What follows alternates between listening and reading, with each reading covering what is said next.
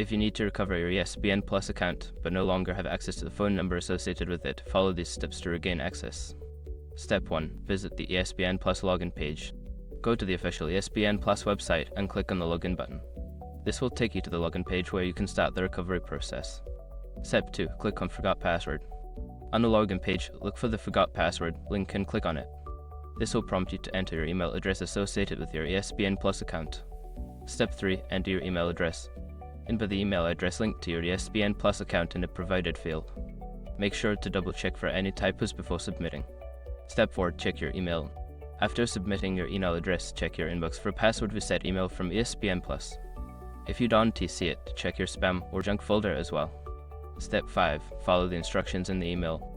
Open the password reset email and follow the instructions provided. This typically involves clicking a link that will allow you to create a new password for your account. Once you have successfully reset your password, you should be able to log into your ESPN Plus account without needing your phone number.